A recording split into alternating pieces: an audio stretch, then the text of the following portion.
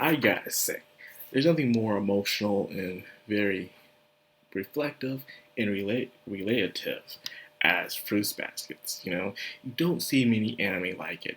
Even when it comes to the romantic genre, there isn't anything like it. Most of the time, it's romantic comedies or a harem or even a very on the borderline of a kind of romance that's happening, but never where you have such a multiple cast of characters who have their own issues that each person can relate to or attach themselves to as well, to root for that character and see them struggle through life. Unfortunately, there's not much like it these days. There really isn't. There probably is when it comes to manga formation, but when it comes to an anime, sadly they're not being adapted that much as I wish they would be. It'll be nice, but unfortunately, they don't get much popularity or whatever it may be the case. This one, I really only really care about the first half of this episode. The second half, I don't care for. The character I see have their funny moments, but at the end of the day, I just don't care for them because despite how much you have them change, they were kind of the antagonists in a little, like a minor antagonist throughout the series. So to see them have this intimate moment and stuff, I just didn't care. Therefore, I won't talk about it. It's not that important to me. Just moving on, graduation, blah, blah, blah. That stuff. Something I can relate to because when graduation started, I get some people crying. And me, like, I'm getting the heck out of here. Bye. See you all on Facebook. Hell, I'll probably run into some of you guys down the street while I'm taking a bus or something. Whatever way. Screw this school. I guess we Americans in Japan have different views on school when it comes to graduation. Determines how fun we had in our school life. School life was fun, but still, it just didn't bother me that much that I was leaving. Now, let's get into the first half, which I really care about, which is to do with Machi and the anxiety and pressure that Japanese and even foreign kids have to deal with. So when I see most of the times we American kids scream about our anxiety or our pressure and stuff, and it's like, you guys have it so easy, so laid back and stuff. Like, what anxiety and pressure are you dealing from? It depends, unless you have that kind of strict family. Most of the times they don't and stuff. And I look at them like, man, how soft have we become? Where in other countries and cultures, they still do their traditional values and stuff like that. The thing about we Americans is that we're very contradictive. Like, for a decade or so, we'll have these kind of morals and values and stuff, and then a decade later, we'll act like that those morals and values are wrong and messed up, and we shouldn't go by them. And then it keeps happening over and over again. So therefore, we don't have that tradition, and it's the reason why probably our society is slowly crumbling into something we can't see that's happening because we don't have something to truly stick on to be a good, strong foundation.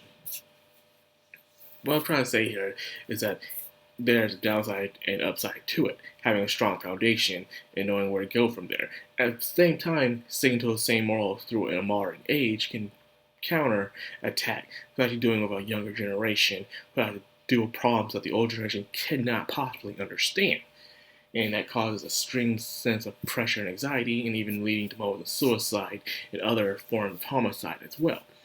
Machi's case, she tried her best, where you have this country where it's about family status and who gets to become the heir. You put all the pressure onto your little children, mind you, and they try their best to please their parents and the family and try to do something for themselves, but not really believing that's not what they really want themselves. It's what the parents want, the family, themselves. You put the family before you put yourself ahead, which kind of sucks sometimes. And it causes her to do everything her mother tells her to do until a new heir was told, and then the mom threw her right under the bus, man. You ever that feeling where you try to please your parents, and sometimes their parents throw you right under the bus? They take no form of responsibility whatsoever for their own actions sometimes. And even when you confront them about it in the now or in the future, they want to act like it was their fault. They want to act all brand new, like they don't know what you're talking about. I can relate to that. I really can relate to that. So I can feel what Malachi's feeling. She hates the sign of perfection that some families put on their children. And when the children do what they say, it still is not enough. They're still deemed as a failure or a reject, so they go into a serious form of PTSD, an actual PTSD that some people can relate to, and it just completely breaks them down, where the sign of perfection just makes them sick and stuff like that. I, on the other hand, had an opposite problem in a way where I wanted things to become perfect in a way that it was kind of sickening to me, where I was too obsessed with it, where I wanted everything to go exactly the way it should be, according to schedule, according right on time, right on cue. Things should be a certain way, so therefore, no surprises, no variables, just exactly the way it should be. And because of that, it made me a little cuckoo bananas. Even to this day, it still shows up. Some people realize that how you really like things a certain way, don't you? And yeah, I do. You know, I know if some people can live with me, I like things a certain way, a certain time. A certain time I eat my meals, certain times I take my bath. But I'm getting out of subject here. It's about Machi's thing, where she can't stand the sight of perfection. It's because her room is messy, her windows are broken while she knocked down the thing of chalk, or how she can't stand snow. She's even walking around in the snow just to ruin it. She doesn't look forward to snow. So that's where Yuki comes to her place and stuff. It's all messy, of course. He's already used to it, which was a little adorable scene. And she starts talking about her past, saying how how her parents taught her, and then how they threw her under the bus. And even then, she still had some caring for her little brother, was trying to tuck him in, but they somehow saw that as them trying to kill him. So we're just gonna kick you out.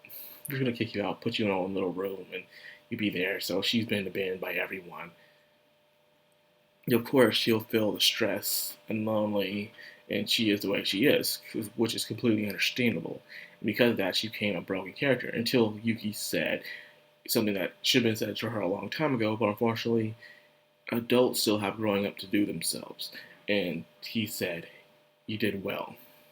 That's all she needed to hear. Even if she was a failure, she needed to hear those words, which unfortunately the parents didn't have the balls enough to do so. So here we are, once again, with so many broken children. The parents don't want to take some. I'm saying some parents just shouldn't be parents. They shouldn't be parents, and it sucks that nothing can be done about it. But it's a broken system that we can't fix because we can't tell people what to do. Anyways, he said, "How about next time the snow does pile up, we'll set our own footprints into the snow." And now she looks forward to snow, so her and Yuki can keep that promise together, So Machi and Yuki you're already gonna see it's gonna be that couple, and I'm kind of glad. I know in the past some people were upset that Yuki couldn't be with Toru, but to be honest with you, I think Yuki's a bad match for Toru. Yuki needed to grow up on his own to watch over somebody because no one was watching over him as he was a kid. I think Machi was a perfect fit for him. And where Toru needed someone who was more struck up and more head-spoken, where Toru wasn't that. So sometimes you need that polar opposite to really complete yourself in life. Something that you're lacking and something that they're lacking, you put together to make a great match sometimes. Sometimes, not all the time. And that's where I'm going to end it, really. It was a nice episode, but yet we saw a little foreshadowing of something terrible that just went down. We'll see what's happening there next episode, probably. But anyways, like I said, I am not talking about the second half. Screw the second half. I don't care about it, okay? It's useless.